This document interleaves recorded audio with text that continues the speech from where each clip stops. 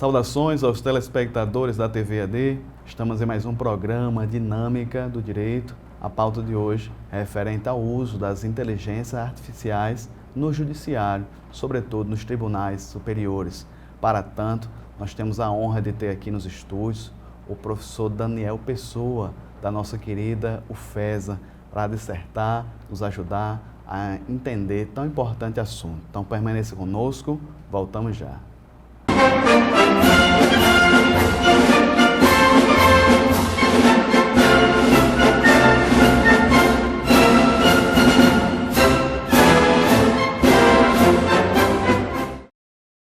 Estamos de volta, programa Dinâmica do Direito, com a pauta referente ao uso das inteligências artificiais em favor do Poder Judiciário, para agilizar os processos, tentar sistematizar e trazer o direito cada vez mais rápido para a população. Para tanto, nós temos aqui o professor universitário, o doutor Daniel Pessoa, ele que leciona na nossa querida UFESA diversas cadeiras, como processo penal, criminalística, e vai nos ajudar a entender tão importante temática. Professor Daniel, seja bem-vindo mais uma vez ao Dinâmica do Direito. Então, obrigado, Nazeu, pelo convite, tá aqui com vocês no programa Dinâmica do Direito. É um programa que é muito interessante, porque traz essa perspectiva, de tornar o direito, acessível, para quem está assistindo, para quem tem interesse em se informar, sobre as questões jurídicas, e que isso permeia nossas vidas, Então é importante que a população sempre tenha acesso. Então, parabéns pelo programa, pelo trabalho que desenvolve aqui de comunicar, o direito para a sociedade. Então, assim, é muito importante e eu me sinto muito honrado de estar aqui, mais uma vez, podendo compartilhar alguns conhecimentos, a respeito dessa temática, do uso da inteligência artificial no campo jurídico, profissional, no campo institucional, do judiciário especificamente, que é algo que está presente aí nas vidas das pessoas, e talvez as pessoas nem saibam tanto, como é que está acontecendo, mas quem usa a rede social, quem usa a internet, quem tem esse acesso, ou mesmo quem não usa e que não tem esse acesso, mas que de repente, está pleiteando uma vaga de emprego, às vezes a empresa pode estar utilizando uma ferramenta de inteligência artificial para selecionar as pessoas, a partir dos dados que recolhe, dos currículos, das informações que as pessoas oferecem, para tentar a vaga de emprego. E aí a pessoa não é usuária da internet, não é usuária de rede social, mas está ali presente na sua vida uma inteligência artificial sem que ela nem saiba. Então, é fundamental que as pessoas procurem entender um pouco como é que isso funciona. Não precisa virar um hacker, nem cientista da computação, da informática, mas pelo menos saber basicamente como é que isso funciona e como é que isso interfere nas nossas vidas. Perfeito. Professor Daniel, fazia um tempo que Vossa Excelência não vinha aqui. Acredito que o senhor teria vindo antes da pandemia, 2018, 2019. E no primeiro bloco, normalmente, nós tentamos aqui trazer informação e trazer um pouquinho da sua produção. Nesses 3, 4 anos, Vossa Excelência deve ter produzido bastante. Soube que o senhor concluiu o seu doutorado. Como é que foi? Exato, na época que eu estive aqui com você, eu estava cursando o doutorado, Eu finalizei em agosto de 2019, um doutorado lá na Universidade de Brasília, em parceria aqui com nossa UFESA, e foi no campo interdisciplinar, Eu tentei analisei, a questão da produção da decisão judicial no judiciário brasileiro, principalmente a partir dos tribunais superiores, o Supremo Tribunal Federal, o Superior Tribunal de Justiça, como é que essa produção da decisão ela ocorre e a partir de qual momento é tomada essa decisão por quem está ali para cumprir essa função, de decidir sobre a disputa jurídica acerca de um determinado bem, da vida, do direito de um modo geral. E nesse caminho eu percorri aí, os conhecimentos da neurociência, para tentar entender como é que funciona, né, esse processo de tomada de decisão nas nossas cabeças, né, nas cabeças dos juízes e das juízas, né, e quando eu estava estudando, né, surgiu essa variável, né, ou seja, esse elemento, né, surpreendente aí, do uso de inteligência artificial na tomada de decisão ou como uma ferramenta para auxiliar os juízes e as juízas, né, nessa tomada de decisão.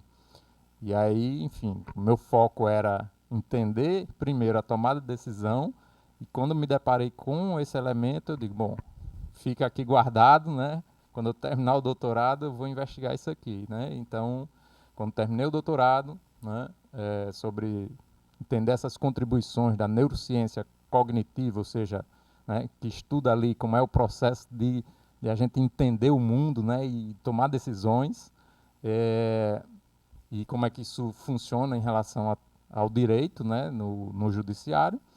Depois de fazer isso, aí eu coloquei um projeto de pesquisa, né, na UFESA, em 2020 e 2021, exatamente sobre a questão do uso da inteligência artificial na decisão judicial, né, focando no uso ali no Supremo Tribunal Federal, que estava em divulgação, né, o chamado Projeto Victor, né, que é em homenagem ao ministro, então ministro, né, antigo, né, de 1960, Victor Nunes Leal, que criou, né, as chamadas súmulas, né, que são julgamentos já persistentes, né, que se repetem, né, e que se transformam em uma espécie de, digamos assim, diretriz ou encaminhamento já definido, né, para aquela matéria do direito, né? Então, seria isso a súmula, né?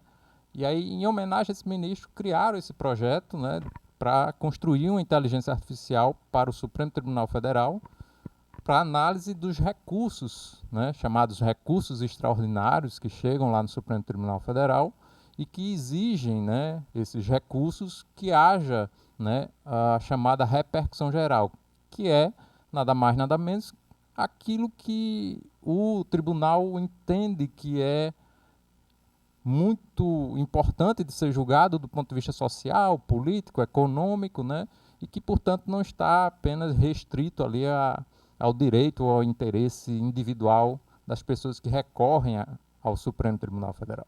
E aí, nesse sentido, eles criaram, né, essa ferramenta tecnológica de inteligência artificial, em parceria com a Universidade de Brasília, né, o pessoal da computação e do direito, e as equipes lá do Supremo Tribunal Federal de Tecnologia da Informação e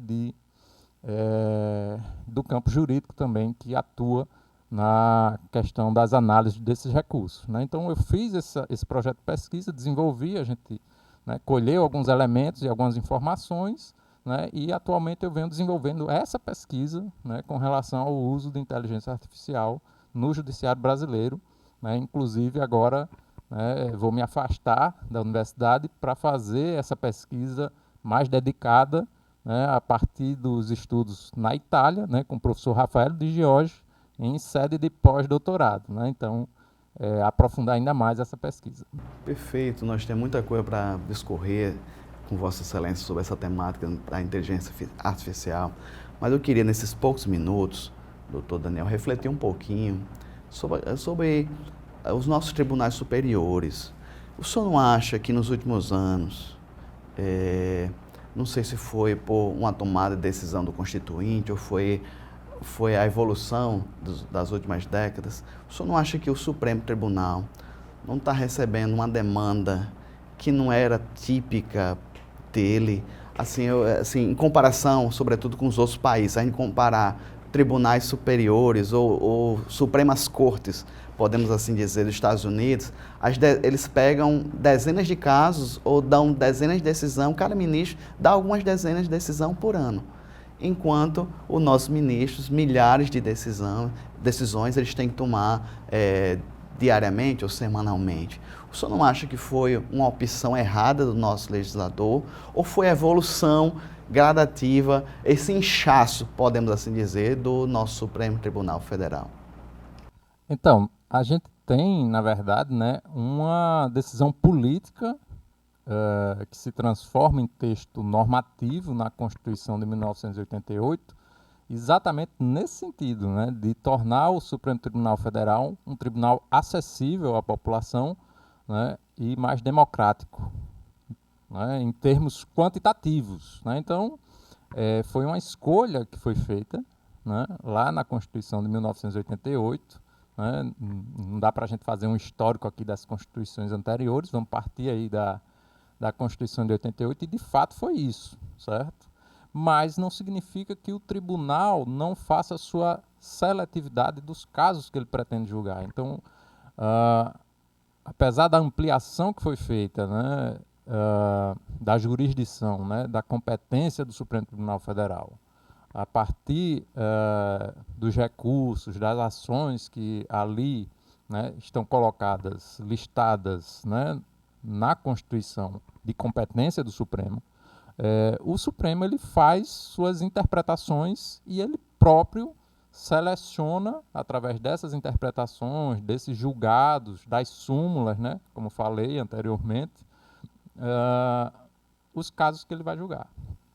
Então, veja, você falou que os ministros no Brasil aqui, né, da Suprema Corte,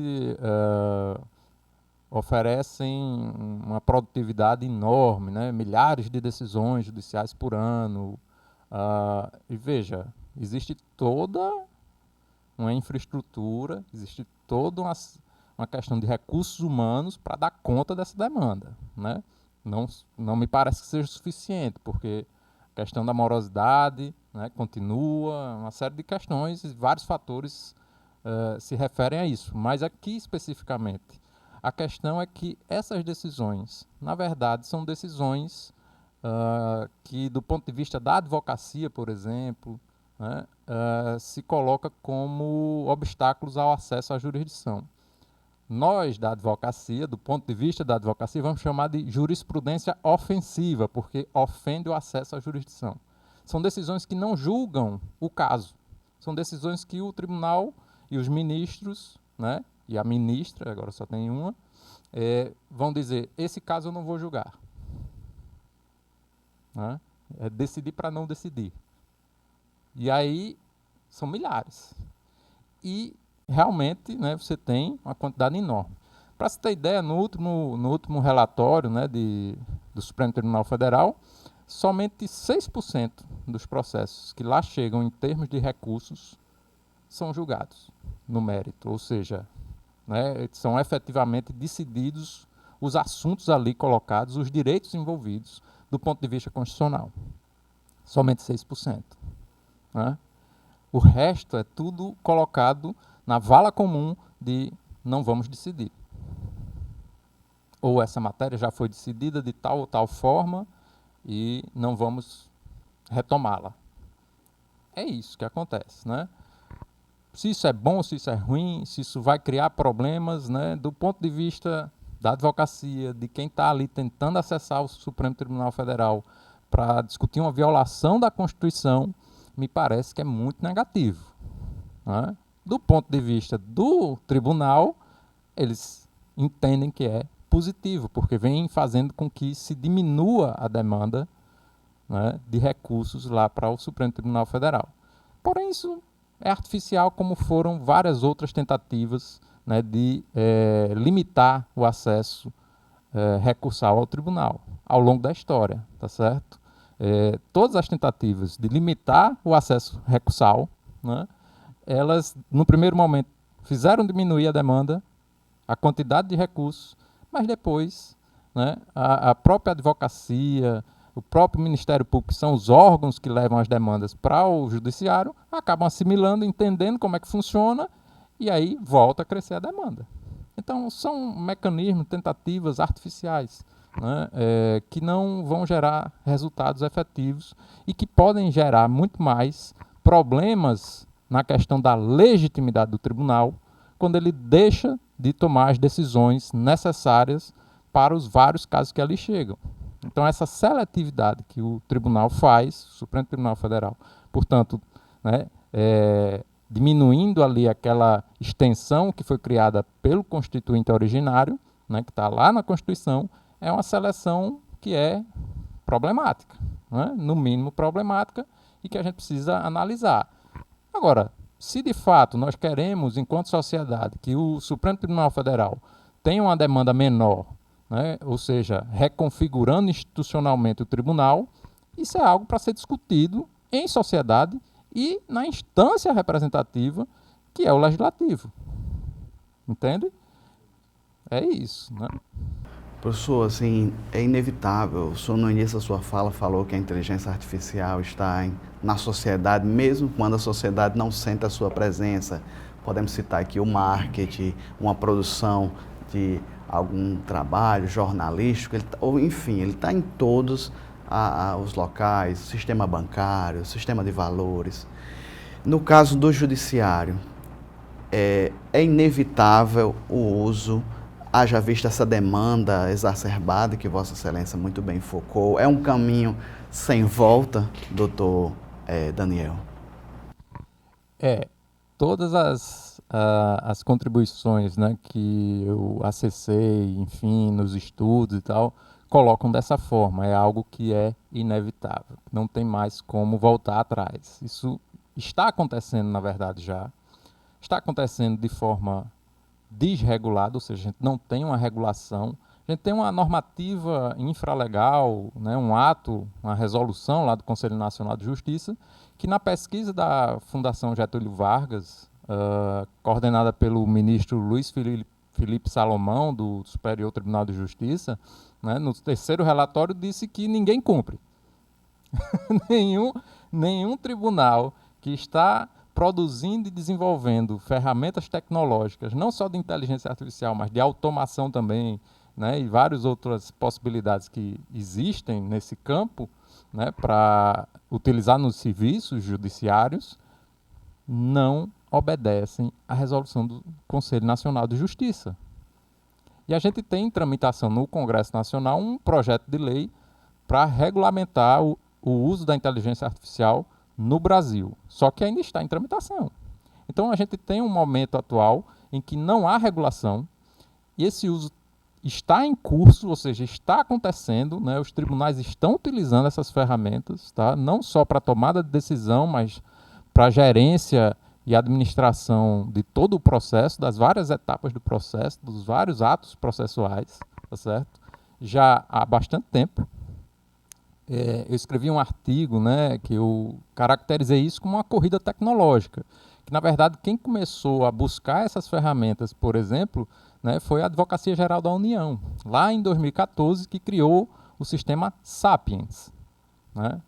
Esse é o nome que aí o pessoal gosta de dar nome, né, a essas ferramentas, mas enfim, né, criou o sistema Sapiens, que é um modelo que é bem complexo, né? Ele envolve várias ferramentas de automação, vários módulos, né, de aplicativos, digamos assim, para ficar mais acessível, para o pessoal entender, né, que vão gerenciar várias questões do processo.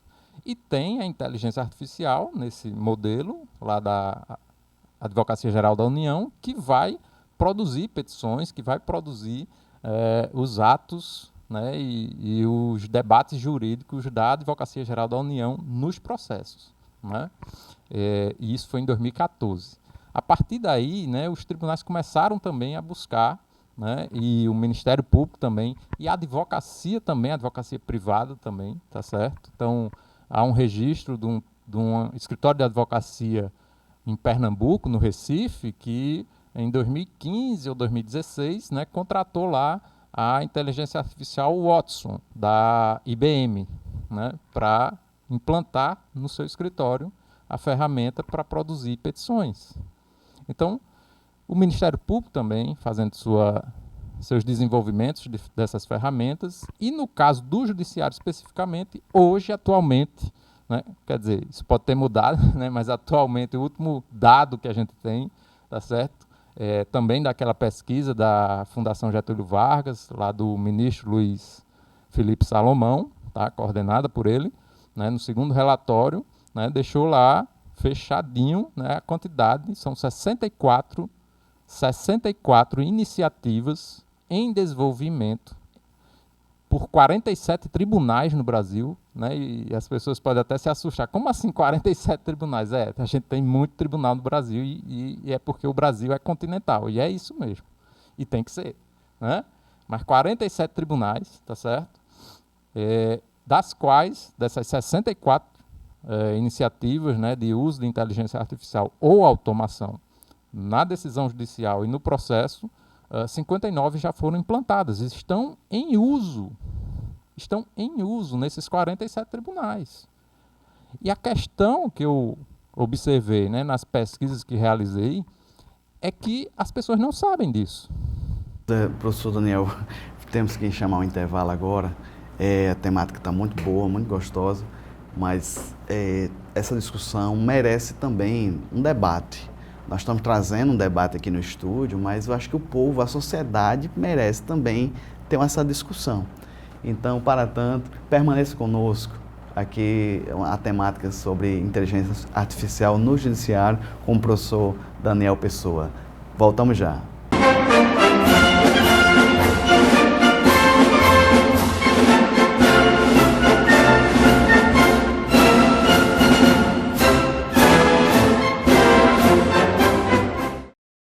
Estamos de volta com o programa Dinâmica do Direito, aqui com a pauta importantíssima e atualíssima, que é a questão do uso de inteligência artificial no Poder Judiciário, seja nos atos e, porventura, né, em algum momento decisório, que é algo muito polêmico. Estamos aqui com o professor Daniel Pessoa, nos ajudando a entender. No primeiro bloco, no bloco anterior, ele já trouxe algo assim referente a alguns pontos específicos de maneira mais geral, mas agora, professor Daniel, eu quero trazer o debate para a sociedade também que está nos assistindo. O cidadão paga impostos, e vez por outra ele precisa de recorrer ao judiciário. E tem pessoas, doutor Daniel, que tem essa preocupação e sabe que tem um juiz togado, que todo se preparou, é uma pessoa extremamente capacitado para exercer ali a magistratura, as decisões. E ele fica pensando, agora minha causa está nas mãos de uma máquina, de uma inteligência artificial. Esse debate, doutor, essa transparência, na verdade, para o povo, até que medida essas decisões vão chegar, até que ponto, se é uma decisão interlocutória, se é um ato simples como um despacho, ou mesmo uma construção de uma sentença. Esse debate não deveria ser mais transparente, não deveria ser ou como está sendo, infelizmente, uma canetada. Está aqui o aplicativo, o nome dele é tal, já estamos em testes e vamos usar. Como o senhor vê essa situação da transparência para a população que está nos assistindo? Então, Nazil, você tocou agora nesse questionamento, tá, num ponto fundamental, um ponto que é central e importantíssimo, tá certo? Que é a questão da transparência, né, com relação ao uso dessas tecnologias, né, no âmbito do Poder Judiciário, que trata, né, de uma questão muito cara, muito importante, muito sensível, né, como a gente estava conversando e você colocou, né, que é a questão da justiça. Né, e, enfim, as pessoas buscam o judiciário, né, porque estão ali precisando resolver um conflito, um problema que envolve um direito relacionado com os bens da vida, tá certo? Que muitas vezes vai fazer muita diferença, vai interferir muito na vida financeira, na vida social da pessoa, né? E, portanto, é algo que a gente precisa ter um cuidado, ter toda uma tratativa a respeito e saber como é que está funcionando esse serviço, que é um serviço público, né? Então, a prestação de justiça e a administração da justiça para a população envolve a população saber o que é que está acontecendo, como é que estão sendo decididos os seus direitos. Né? Então, a população tem um parâmetro, né? A população sabe que existe um poder judiciário, né, como você colocou também, que tem lá, né, pessoas que foram, né, capacitadas, passaram pelo crivo de um concurso público e estão ocupando aquele cargo, que é um cargo de poder de Estado, cargo de juiz e de juíza, né, para decidir os direitos das pessoas. né, decidir sobre as questões. Né? Então, a população tem essa expectativa, tem esse imaginário de como é a instituição, de como funciona, né? E que, através da advocacia, busca seus direitos, através do Ministério Público, né? Nas situações que envolvem o Ministério Público, né? Busca seus direitos. E aí, o que é que a gente tem? A gente tem o judiciário vem implementando, né, desenvolvendo essas tecnologias da informática, né, da computação, para o processamento dos dados e das informações nos processos judiciais, que envolve as várias etapas do processo, a questão, né, do andamento processual, dos atos processuais, dos mandados, né, enfim, e da decisão. Né? E o que ocorre? A população não sabe disso. Muitas vezes nem o advogado nem a advogada sabe disso, que está tudo sendo produzido ali por máquinas. E por que não sabe? Porque lá no processo judicial eletrônico, quando entra lá o ato processual, quando entra lá a decisão judicial, entra com o nome das pessoas. Não está lá dizendo a máquina, no caso lá do Supremo Tribunal Federal, o Victor produziu esse texto dessa decisão acerca do processo. Não diz lá. Nem diz no rodapé, nem diz no texto lá da decisão. Tem lá apenas o nome do ministro ou da ministra. Da mesma forma, os atos processuais. Tem o nome do trabalhador, da trabalhadora do judiciário responsável por aquele ato. Né? E aí ninguém sabe que aquilo foi produzido por máquina. Né? Além disso, essa falta de informação, essa falta de transparência, ela também está colocada com muita ênfase, muito nitidamente, tá certo? Nos sites dos tribunais. Se você buscar as informações sobre o uso da inteligência artificial nos processos judiciais, você vai encontrar muita notícia no Supremo Tribunal Federal, no Superior Tribunal de Justiça. Desde o ano passado eles pararam de publicar notícias. A última notícia sobre o uso de inteligência artificial no Superior Tribunal de Justiça é, salvo engano, setembro de 2022. Não tem mais. Esse ano não teve nenhuma notícia. Né? Isso porque eu fiz a pesquisa, tá certo? E fiz esse levantamento, né, de todas essas notícias que tem lá nos sites oficiais. E a mesma coisa nos tribunais, né, Tribunal de Justiça, tribunais federais, enfim, não tem as informações. E quando tem essas notícias, são informações genéricas, informações truncadas, lacônicas, né, não diz exatamente ou de modo preciso, né, o que é a ferramenta, quais são os parâmetros, né, como é que ela, quais são as diretrizes, né, como é que ela funciona, o que é que ela faz exatamente, tá? Às vezes diz que está em uso, às vezes diz que está em teste e você não sabe exatamente. Então, são informações truncadas, lacônicas, que a gente não consegue saber exatamente o que é que está acontecendo com o uso dessas ferramentas. E aí, não sou só eu, enquanto pesquisador, que vi isso, que observei isso, né? Tem várias pessoas, uma rede de pesquisadores e pesquisadoras, Brasil afora, Minas Gerais, Rio Grande do Sul, Rio de Janeiro, Brasília, tá? Que também produziram artigos acadêmicos, livros, e que falam isso, da falta de transparência com relação às informações sobre o uso da inteligência artificial no judiciário brasileiro, tá certo? Não só na tomada de decisão, mas em outras etapas do processo. E aí, como é que fica isso, né? A sociedade não está sabendo, não está se inteirando, portanto não tem como participar desse debate, que é um debate público, que precisa ser trazido ao público, e aí parabéns aí para o programa, né, para você, que está trazendo isso para a população, né, para que saibam que está acontecendo isso. E a gente tem um outro problema, tá? Além da falta de transparência, a gente tem a questão de que a gente tem já algumas normas, alguma legislação que obriga, tá, tanto o poder público quanto a iniciativa privada que usa essas ferramentas de informar o cidadão, a cidadã, que está havendo esse processamento dos seus dados, das suas informações, e com isso se fará a tomada de decisão. Está lá na lei de proteção, na lei geral de proteção aos dados, tá certo? Está lá na lei de acesso à informação, né? E as pessoas não sabem disso, né? As pessoas não vão atrás disso, né? Porque não tem conhecimento.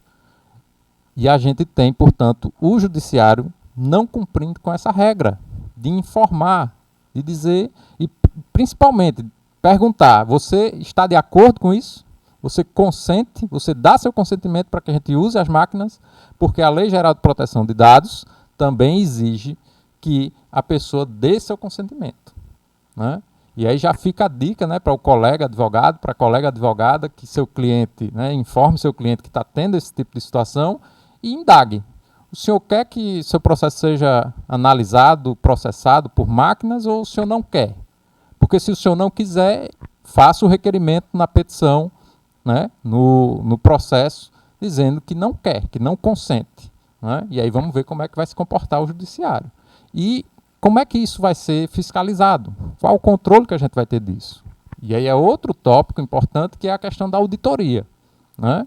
Como é que a gente faz a auditoria desses sistemas, dessas ferramentas, né? Que é outra questão, tá? E para finalizar essa questão da transparência, tá? Como eu vi que nos sites não tinha as informações, eu solicitei formalmente, né? Estava pesquisando, como eu disse, o projeto Victor lá no Supremo Tribunal Federal, e mandei um requerimento oficial, formal, enquanto pesquisador da universidade, pedindo, né, os dados, as informações sobre a ferramenta, qual o código-fonte, né, quais são os parâmetros, quais são as questões de teste, quais são os parâmetros que foram feitos, houve ajustes, não houve, qual é a configuração. Tudo isso foi indagado oficialmente, né, e a resposta foi: não podemos fornecer o código-fonte por questões de segurança. Não podemos fornecer os parâmetros por questões de segurança. Não fizemos testes nos parâmetros tais e tais que você informou. Não fizemos ajustes porque não era necessário. E né, essas eram informações técnicas da ciência da computação que eu tive, né, a auxílio, né, de uma professora do campo, que é professora da pós-graduação em inteligência artificial, na questão da ética e da regulação, lá no Reino Unido, da UFRN, que é a professora Marjorie da Costa Abreu, e ela me passou, né, você vai fazer esse requerimento, preste atenção nisso aqui, tá certo? E aí a resposta foi desse jeito. Então, assim, a gente não tem, a gente está no escuro. Professor, assim, o senhor, com certeza a sua pesquisa tem que ser séria, tem que ser baseada em dados, e o desafio deve ser enorme, porque esses dados, essas fontes, Vossa Excelência não tem acesso. A sua pesquisa vai ter que apelar, assim, no caso, dados comparados, vai ter que pegar dados de outros países. O desafio, com certeza, deve ser muito grande. Haja vista uma verdadeira caixa preta, nesse momento, no tocante ao uso de inteligência no nosso Poder Judiciário. Caixa preta, né, é uma expressão que é utilizada bastante, né, é uma incógnita mesmo, a gente não tem as informações. E mais do que isso, a própria ferramenta é uma incógnita. Não existem níveis de explicação de como a ferramenta funciona, porque já existe ferramenta, tá, que oferece essas explicações. Ela diz, ela toma a decisão, ela oferece a resposta e ela diz quais foram os parâmetros utilizados, os cálculos realizados em cima dos dados e das informações que ela recebeu e que chegou àquela resposta. Mas não é o caso dessas ferramentas do judiciário brasileiro, porque, inclusive, elas foram produzidas, desenvolvidas, né, num período em que não estava tão avançado esse sistema que a gente chama de explicabilidade, tá certo? Do que a ferramenta oferece. E não tem, tá certo? Então, são dois aspectos aí, né, dessa incógnita que é. Mas, assim, veja, são dificuldades, mas a gente é pesquisador, pesquisadora, a gente não se deixa vencer facilmente. Então, o que é que acontece? Eu fui buscar essas informações na produção acadêmica, porque lembre que no caso específico aqui do Supremo Tribunal Federal, o projeto Victor, ele era desenvolvido, né, junto com a Universidade de Brasília, né, o pessoal da ciência da computação, o pessoal do direito, e aí houve produção acadêmica.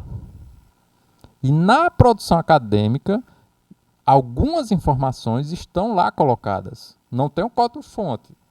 Ok, mas tem lá dizendo, tá, que nós utilizamos a técnica de produzir a ferramenta com as redes neurais, né?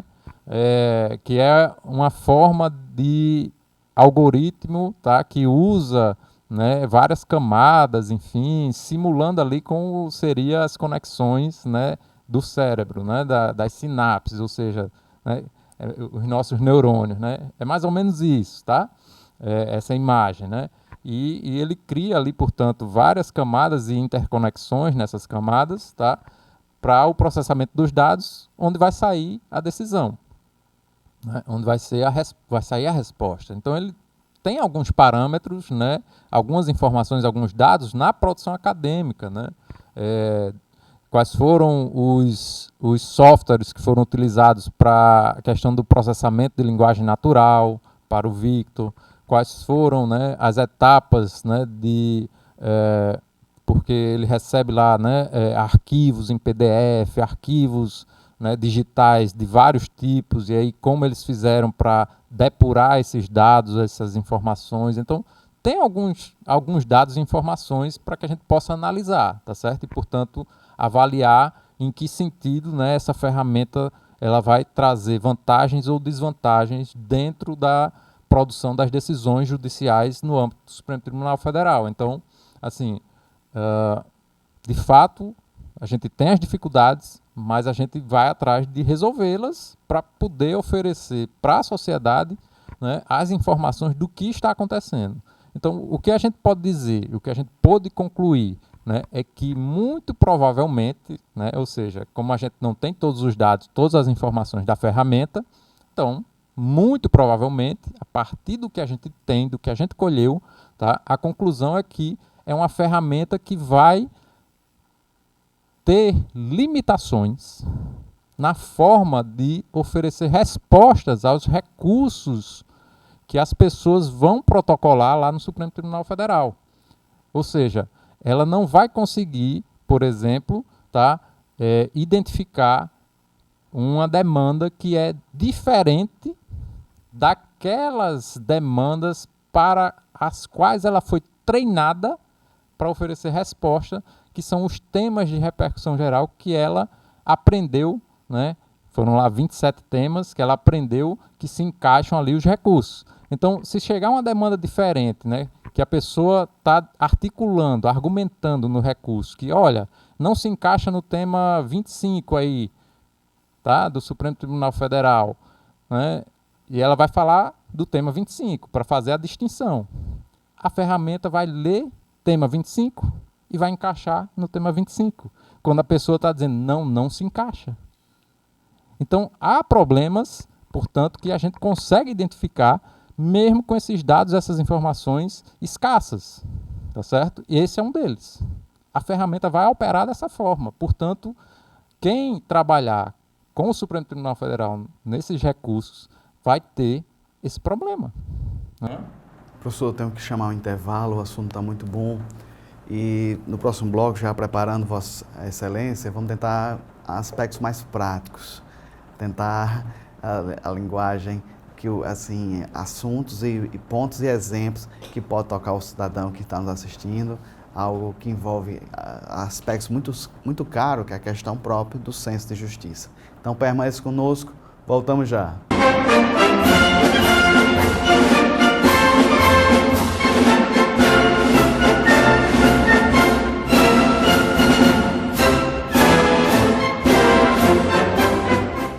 Estamos de volta, programa Dinâmica do Direito, com um tema atualíssimo, que é a questão do uso das inteligências artificiais no Poder Judiciário. Estamos aqui com o nosso professor doutor da UFESA, professor Daniel Pessoa, que está nos ajudando, já está iniciando, na verdade, a sua pesquisa, e com os primeiros resultados está nos aqui despertando para essa temática. Doutor Daniel, é interessante que eu mesmo, que trabalho como advogado, eu já sabia de alguma coisa, mas estou aprendendo muito com Vossa Excelência aqui, trazendo esses dados. Inclusive, o senhor falou da falta de transparência. E no tocante ao judiciário, eu sei que nós sabemos que a inteligência artificial está em todos os lugares, desde as redes sociais, mas no tocante à produção da justiça, que é um sentimento e uma virtude muito própria do ser humano, algo que não existe assim nos outros, nós não percebemos em outras sociedades, que é o sentimento de justiça. Nós percebemos assim que a importância, pelo menos a meu ver, eu tenho que quebrar esse paradigma, talvez aqui, com essa conversa eu possa sair pensando diferente, mas nós percebemos assim, a praxe jurídica, um magistrado, ele está na audiência presidindo, mas ele sabe quando, assim, pelo menos, ou deveria saber, quando uma testemunha está faltando com a verdade. Ele deveria ser treinado para saber, talvez, um tique daquela testemunha, um olhar diferente, uma entonação na voz diferente. E se essa evolução, doutor, assim, essa avaliação das provas, chegar para uma máquina, o senhor entende que o software, o programa, os algoritmos estariam preparados para isso? Nós, como sociedade, podemos encarar a máquina, colocar essa responsabilidade nela, esse sentimento que nos é próprio, justiça, nas mãos de um sistema, de um programa? É algo realmente, né, que num primeiro olhar, né, é assustador, né, porque a gente não imagina que isso seja possível ou que isso seja aceitável e válido dentro dos padrões que a gente tem, né, na nossa sociedade atualmente, né. Do ponto de vista do avanço tecnológico, tá certo? A gente também não tem como dizer exatamente, né, em que nível e quando isso acontecerá, mas que é possível, tá certo? Ou seja, de que essas ferramentas possam também ser inseridas na análise dos elementos de prova dos autos, tá certo?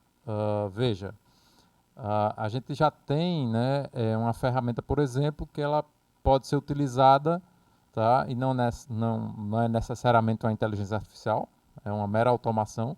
Ela pode ser utilizada para as transcrições, tá certo? Então, né, já tem a ferramenta, e já tem há muito tempo, tá? Que ela escuta, né, ela capta o som e ela transcreve em texto, tá certo? Então, isso já existe há algum tempo, né? E o que é que acontece, né? Hoje a gente não tem, hoje ainda a gente não tem, tá? Pelo menos aqui no Brasil, eu não tenho notícia disso, tá? De uma ferramenta que seja auxiliar no momento da produção probatória, ou seja, quando se está produzindo a prova em audiência, né? Ou seja, a prova testemunhal, né? Ou uma ferramenta que possa analisar e oferecer respostas e inferências em relação à gravação audiovisual daquele depoimento testemunhal, tá certo? Então a gente não tem, né? Mas não significa que não teremos, né? E que seja possível criar, né, toda uma ferramenta que tenha uma aprendizagem nesse banco de dados, nesse acervo de depoimentos testemunhais, que tem aí gravado nas nuvens do processo judicial eletrônico, que ela possa ser desenvolvida. É possível pensar nisso, tá certo? Se vai acontecer, quando, como, eu não tenho como lhe dizer, mas que é possível, tá? Com relação às outras provas, se você pensar a prova documental, tá? É mais simples de você desenvolver uma ferramenta, porque ali é texto. Então você vai ter arquivo de texto, né? Você pensar a prova documental mesmo, né? O documento, né?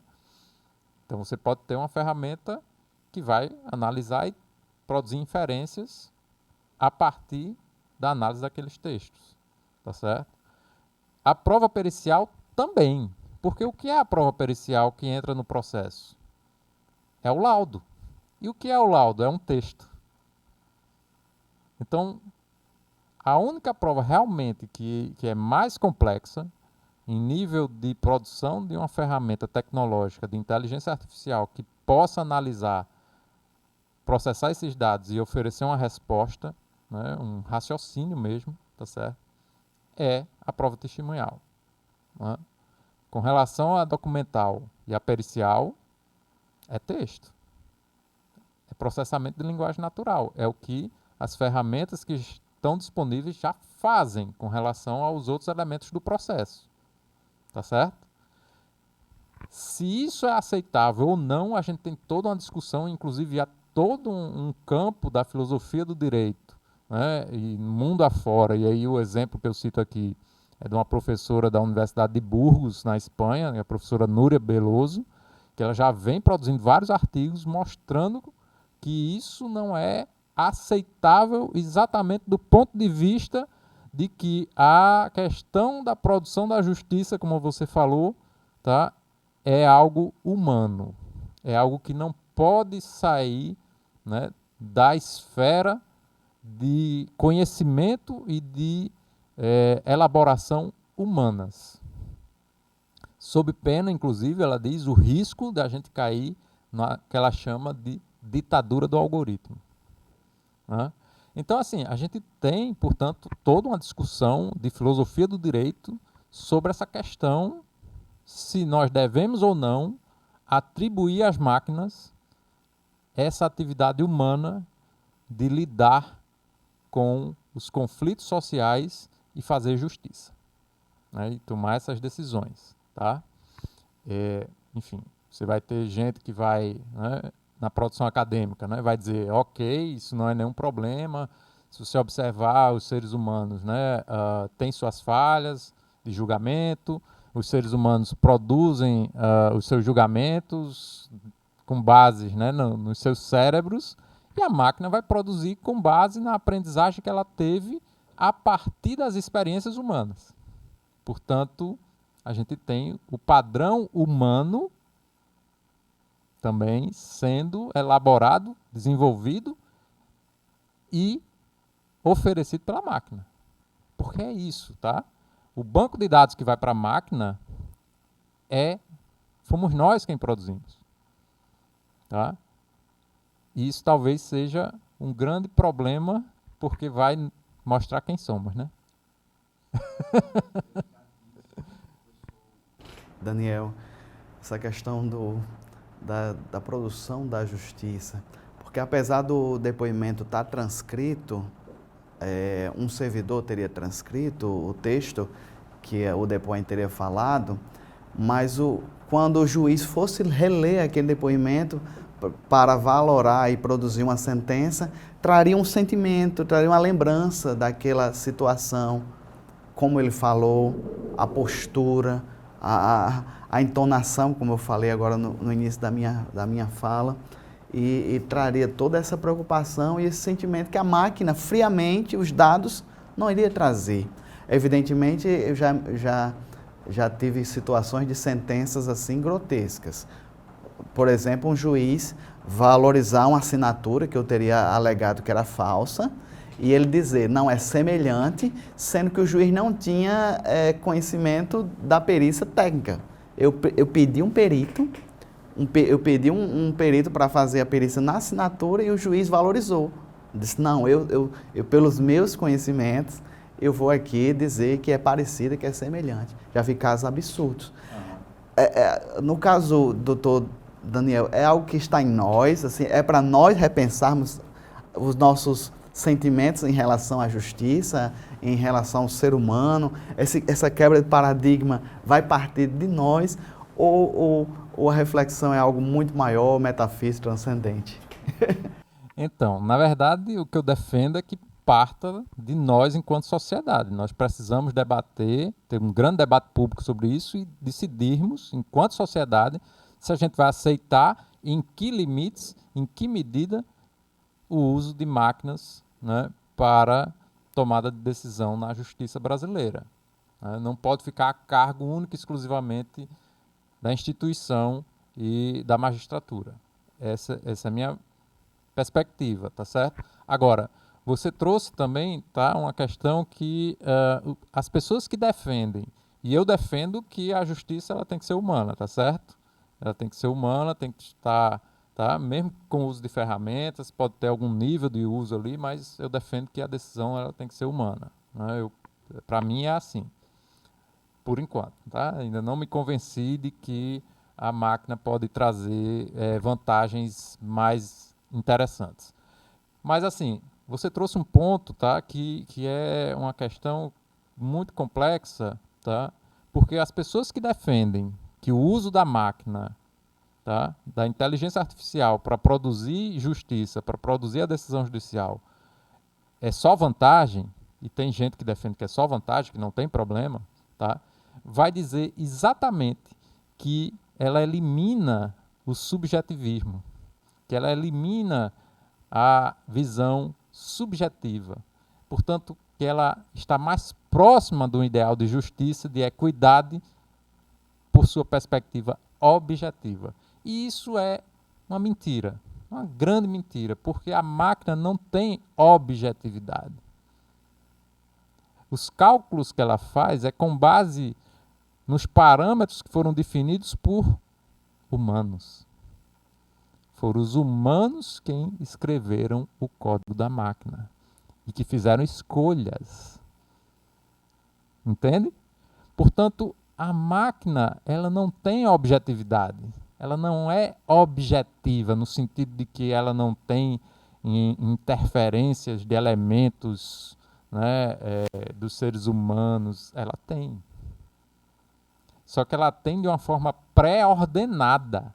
É muito mais complicado, porque ela é incapaz de fazer o que nós fazemos, de refletir e mudar de opinião. Eu já estava, doutor, assim, tendendo para um lado e conversando agora com o senhor, estou tendendo para o outro. Mas, assim, a minha opinião bem objetiva sobre esse caso que eu falei da assinatura, eu acho que uma máquina programada nunca ia se avocar à qualidade de um perito judicial. Eu acho que, eu posso estar enganado, mas eu acho que pelos casos concretos, eu achei que o magistrado usou de um subjetivismo muito forte, um ego, um eu, sabe aquela juicite, né? Aquele pequeno Deus que muitos magistrados têm, avocando essa divindade, e ele utilizou o extremo. Acho que uma máquina nunca iria fazer um erro desse. O que o senhor acha? Então, não necessariamente. Porque se é ela a máquina, né, se a base de dados que foi oferecida para a máquina, para ela aprender a lidar com a situação, né, sobre o questionamento a respeito de uma assinatura num documento, se a base de dados dela são quantitativamente mais decisões desse tipo, do juiz dizendo, não, eu sou capaz de analisar a semelhança, não precisa da perícia, tá? Se foi esse o padrão que ela encontrou, ela vai fazer a mesma coisa. Ela vai cometer o mesmo erro, entendeu? A não ser que lá no algoritmo tivesse colocado, né, que ela não pudesse cometer esse erro, que tivesse lá o parâmetro rígido, específico, que em caso de questionamento da assinatura, você tem que analisar a perícia. Aí a máquina, opa, não tem perícia. Qual é a resposta da máquina? Se não tem perícia, baixe em diligência, faça a perícia. Entendeu? Essa é a lógica, mais ou menos. Mas isso depende de quem. Quem escolheu qual tipo de resposta vai ter lá no algoritmo. Se vai ser a aprendizagem direto com as decisões judiciais que quantitativamente estabelecem o padrão de eu sou juiz, portanto eu sou capaz e apto de decidir se essa assinatura é semelhante ou não e, portanto, se ela é válida ou não, ou se foi o outro modelo. E aí a gente não sabe, e a gente não tem o controle. E isso está sendo feito e essas escolhas estão sendo tomadas, né? Estão sendo realizadas à revelia da advocacia, do Ministério Público, da sociedade como um todo. E isso é o problema, né? E como é que faz? Então, assim, não sabemos se a máquina vai agir, né, da mesma forma, portanto, cometendo o mesmo erro, ou se ela vai dizer, não, tem que ter a perícia. Porque isso depende de quem formatou a máquina, de quem criou o algoritmo e qual a escolha que foi feita lá atrás. Muitas dessas empresas, assim, o senhor falou, acho que foi no primeiro bloco, um exemplo, um escritório de advocacia contratou um grande grupo lá de fora. E no caso do judiciário, doutor Daniel, teria que ser empresas que trabalham com isso. Imagina uma empresa de fora, trabalhando com um sentimento de justiça que é típico nosso. O nosso judiciário é diferente do inglês, do norte-americano, né? Ele teria que ter todo esse ajuste. Mas será que teria interesses por trás? Que interesses poderiam ser colocados na máquina? Até que ponto, doutor? Assim, é um assunto tão difícil de ser debatido, mas eu jogo aqui para Vossa Excelência. Teria que ter uma fiscalização, uma auditoria interna dessas empresas que trabalham diretamente com inteligência artificial? Então, vamos lá, né? Veja só, essa questão, tá certo? No caso do judiciário brasileiro, a gente está até mais ou menos bem, porque a maior parte das ferramentas, acho que em torno de 60% a 80%, não me lembro agora exatamente, mas a maior parte mesmo, tá? É produção nossa, né? Produção a partir do próprio judiciário, claro, colhendo ali ferramentas, colhendo softwares, né? Que chama de caixa de ferramentas, né? Então, existe todo um banco de dados no mundo, tá? Para esses softwares que criam as inteligências artificiais. Então, muita coisa está também já disponibilizada e não foi necessário produzir. Mas como vai configurar essas ferramentas para produzir o algoritmo da inteligência artificial e como ela vai rodar, tá? Tudo isso está sendo produzido realmente pelo próprio judiciário brasileiro, tá? São poucos os casos, acho que é em torno de 20% mesmo, tá? Em que são contratações de empresas privadas, tá? de construção dessas ferramentas para servir ao judiciário. São poucos, tá? Enfim, então a gente tem, né? O problema maior é que nessa construção, seja ela com empresa privada ou na sua grande maioria pelo próprio Poder Judiciário, o setor de tecnologia da informação do Judiciário, né?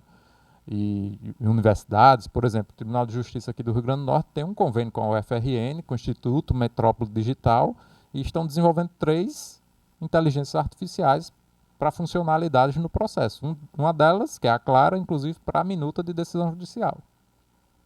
Certo? Não sei se já está em uso ou não, mas enfim, existe esse convênio, né?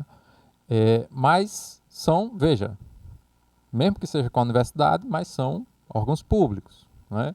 Então são poucos da iniciativa privada e, portanto, né, essas aí realmente tem aí a questão do direito autoral, da patente, essas coisas, e você não vai ter acesso algum, né? Já as públicas, né, têm algum nível de acesso que é possível, embora não esteja sendo oferecido. Então, assim, a gente tem essa configuração, né? Isso realmente é problemático. E essa questão do controle, da fiscalização, de como a coisa está sendo desenhada e desenvolvida e aplicada, tá certo? É algo que a gente precisa intervir, tá certo? Quais são os mecanismos que a gente tem? São as auditorias, como você relatou, por exemplo. Então, você tem a auditoria interna, que é do próprio órgão, que a gente não sabe se está sendo feito ou se não está, né? Realmente teria que ir atrás dessas informações. Isso não foi propriamente o objeto da minha pesquisa, né? Então não fui atrás ainda dessas informações. Então não sei lhe dizer que nível de auditoria está tendo. E a auditoria externa, que aí o modelo para isso é o modelo das urnas eletrônicas. Tá certo? A gente já tem experiência, uma larga experiência, tá, no uso da tecnologia no âmbito da justiça eleitoral, que são as urnas eletrônicas, que o código-fonte é disponibilizado, né? O código-fonte é disponibilizado, né? Os partidos políticos, a OAB, né? Vários órgãos públicos têm acesso e fazem os testes acontecem publicamente. Então, assim, você tem realmente, né, algo para fiscalizar, entender o funcionamento e intervir. No caso aqui, né, do uso da inteligência artificial no judiciário brasileiro, de um modo geral, a gente não está tendo isso, tá certo? E isso é um problema. Mas a gente tem outro problema também, né? Naquela pesquisa lá da Fundação Getúlio Vargas, tá, que eu já mencionei, no segundo relatório eles falam que, né, nas descrições das várias ferramentas, das 64 ferramentas lá, das iniciativas e desenvolvimentos de inteligência artificial ou automação no judiciário brasileiro, eles mencionam a supervisão humana. Mas até que ponto está acontecendo essa supervisão humana? Né? Supervisão humana tanto na questão dos testes, de como está acontecendo, como está funcionando, e análise das respostas, se foram de acordo com o esperado ou não, a gente não sabe. Não tem essa informação. Só tem dizendo que está tendo. Mas onde é que estão os relatórios? Onde é que estão, né, os dados, as informações dessa supervisão? Não temos acesso, não está disponibilizado. Né? E o outro aspecto da supervisão é a máquina oferecer uma resposta. E diz lá que, geralmente, essa resposta passa pelo crivo humano. E aí a gente tem algumas questões, alguns problemas. Quem danado, tá certo? Qual o ser humano que, tendo um trabalho já pronto, feito, em que se diz que a máquina tem uma acurácia, ou seja, um nível de acerto em torno de 90% a 95% do que ela faz, certo? Isso é um dado. Quem é que vai revisar isso? Eu tenho milhares de processos para dar conta. A máquina já analisou e ofereceu resposta para 300 em segundos. Em tese, eu teria, enquanto trabalhador da justiça, para aquela função, aquele ato do processo ali, um despacho, né, um ato ordinatório de intimação, eu teria que analisar aqueles 300. Não acontece. A tendência é só clicar para validar e inserir no sistema. Não vai ter, ninguém vai ler 300 atos, né, num expediente, tendo milhares de outras coisas para fazer. Né? A tendência é isso. Tanto é verdade que a gente teve, em 2018, no Tribunal de Justiça de Minas Gerais, uma sessão em que eles colocaram lá para julgamento 280 processos. E tem a foto da desembargadora clicando no mouse. E a notícia é: julgamos 280 processos com um clique, em segundos. Julgamos, tomaram a decisão, a máquina tomou a decisão e ofereceu o texto acórdão. Em 2019, esse mesmo tribunal produziu outra notícia dizendo: julgamos 600 processos com um clique. Ou seja, qual foi a supervisão? Qual foi a revisão humana? Nenhuma. E essa é a tendência. Porque você tem um judiciário abarrotado, né, realmente sobrecarregado de demanda, e que tem que dar conta, e tem que oferecer a resposta para a sociedade, para as pessoas que buscam. E se a máquina está fazendo isso em questão de segundos, em termos de milhares, a gente chama isso em escala exponencial, quem é que vai revisar isso? Complexo demais esse assunto, professor Daniel. E vamos chamar um intervalo, vamos tentar, nas considerações finais, chegar em... Eu sei que o trabalho do senhor ainda está no início, vamos tentar sugerir, vamos esperar que esse programa chegue em algumas autoridades, vamos sugerir algumas situações, e isso tudo no próximo bloco. Permaneça conosco, voltamos já.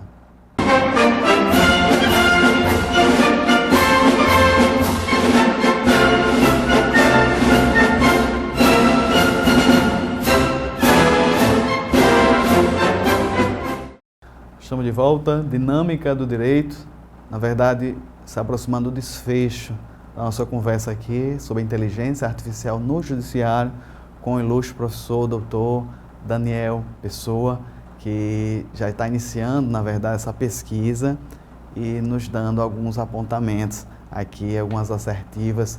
Professor, me surgiu aqui, durante a conversa com Vossa Excelência, me surgiu uma tentativa de solução, ou pelo menos uma transparência. Vamos lá, imaginamos um acórdão ou uma decisão do ilustríssimo Alexandre Moraes. Aí estaria lá embaixo, em alguns casos, não todos, mas quando utilizar, estaria lá embaixo, auxiliado pelo uso de inteligência artificial, Victor. Essa seria, professor Daniel, uma das soluções. Essa minha sugestão faz sentido para a população ter acesso do que realmente está acontecendo hoje no judiciário? Sem dúvida, né, Nazeu? Esse é o mínimo, né? Esse é o ponto de partida. É que as pessoas saibam que aquele texto foi produzido por uma máquina, né? Foi produzido pela ferramenta de inteligência artificial à disposição do judiciário. O mínimo que se tem para começar a gente poder ter, né, alguma possibilidade, né, de debater essa questão é que o Poder Judiciário passe a inserir essa informação, tá, nos atos processuais e nas decisões judiciais. Então, todo ato processual produzido pela máquina tem que estar lá a informação. Produzido por tal sistema. Tem que estar lá a informação. Foi produzido. Tem lá o nome da pessoa responsável. E aí a gente pode, né, solicitar, em caso de discordância, de divergência, de entender que ali está algo muito equivocado do ponto de vista jurídico, a gente solicitar, ok, eu quero aqui a informação, os dados, tá, com relação ao que fez esse ser humano em relação a esse texto. Analisou, revisou, porque tudo, e aí é uma coisa importante, né, e interessante a gente saber, tudo que acontece em qualquer computador, qualquer sistema de informática, tá certo? Fica tudo registrado. São muitos dados que ficam registrados.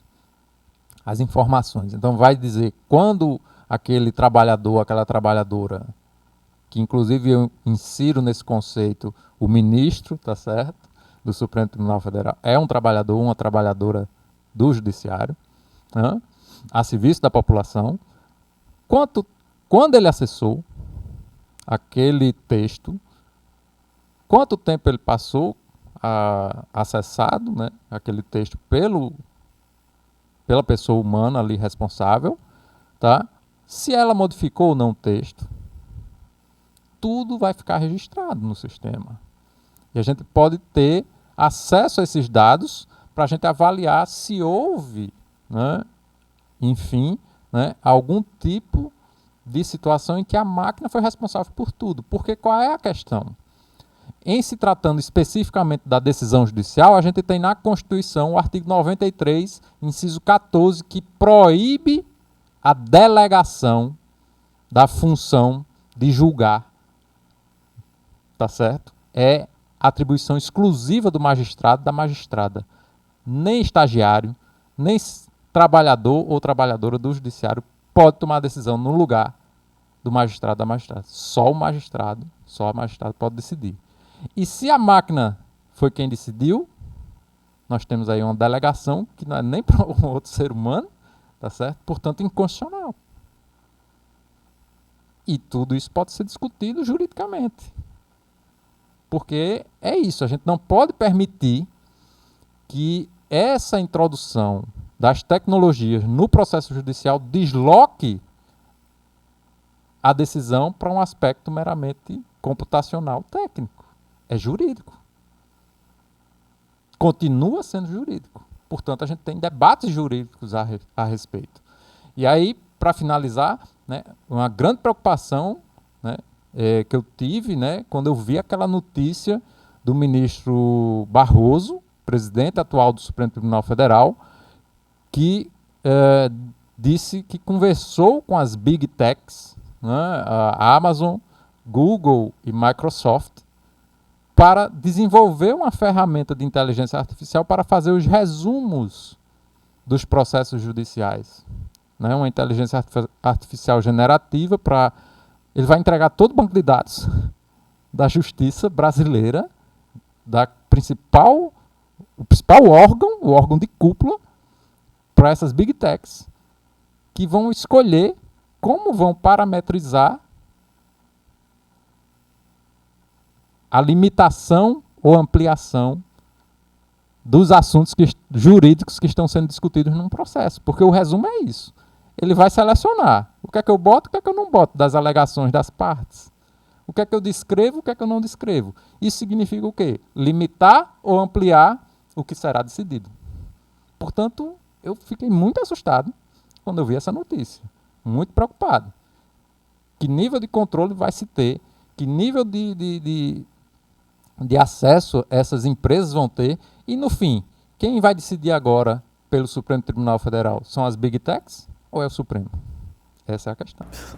Uma pergunta forte, uma pergunta retórica, que nós não temos ainda uma resposta, mas eu estou na ponta da lança, doutor Daniel, e muitas vezes eu tenho que explicar para o cidadão, né? Tentar justificar uma decisão do juiz. Olha, nós vamos recorrer, nós temos assim a alternativa A, a alternativa B, eu tento explicar, né? Não, mas doutor, por que ela viu isso? Por que ela viu? Por que ele valorou essa prova de tal maneira? Assim, quando é um ser humano, é mais fácil da gente demonstrar para um cidadão de bem. Agora, uma máquina, como é que eu explico para ele, para ela, que está em casa, aquela senhorinha, muitas vezes do lar, aquele senhor, muitas vezes, né, sem muita condição, que aquele processo passou por um sistema, passou por programas e viram que ele não tinha direito. Então, isso tudo ainda deve ser debatido. Então, Vossa Excelência ter vindo aqui, trazido os seus conhecimentos, mesmo que ainda de modo inicial, acredito que abriu a mente, pelo menos a minha e de todos que estão nos assistindo, abrilhantou aqui, com certeza, o estúdio. Eu, em nome da TVAD, em nome do pessoal de casa, doutor Daniel, o meu muito obrigado e já fica aberto as suas considerações finais. Eu quem agradeço aqui a oportunidade, né, de estar divulgando essa pesquisa e esses seus resultados preliminares aí, mas também, né, agradeço, né, o programa Dinâmica do Direito, você, Nazeu, assim, é algo muito, como já disse, né, muito importante e muito gratificante, né, estar aqui podendo compartilhar, né, essas observações, essas questões, enfim. E, por último, dizer que, assim, quando você se deparar com essa situação de ter que explicar, né, para o seu cliente ou para a sua cliente que foi uma máquina quem decidiu, tá? Primeiro, eu acho que você tem que já perguntar, no recurso, você ainda quer que a máquina julgue? Se não quiser, diga, porque eu já vou pedir que não julgue pela máquina, né? E a segunda coisa é dizer, olha, foi a máquina, mas a máquina fez assim porque, infelizmente, né, os seres humanos que julgaram antes e com quem ela aprendeu, fizeram assim, né? E isso é importante, né? As pessoas precisam saber que, na verdade, a máquina ela vai oferecer o padrão do que encontrou no banco de dados produzido por nós. Muito bem, professor Daniel Pessoa, que com seus conhecimentos, com a sua pesquisa preliminar, já vou aqui, doutor, através de Vossa Excelência, quando estiver apertando sua mão, vou estar aqui saudando todo o Departamento de Direito da nossa querida UFESA, que está dando todo o suporte aqui no nosso programa, com temas e entrevistados do porte do professor doutor Daniel Pessoa. Esse foi o programa Dinâmica do Direito dessa semana, com a temática Inteligência Artificial no Judiciário. O debate continua. Inicia aqui no programa, eu acredito que na sala de aula do professor Daniel, onde a senhora e o senhor nos assistiu, seja nas redes sociais, seja na TVAD. O meu muito obrigado. Permaneça com os eventos, permaneça com a nossa programação e que Deus abençoe a todos. Meu muito obrigado.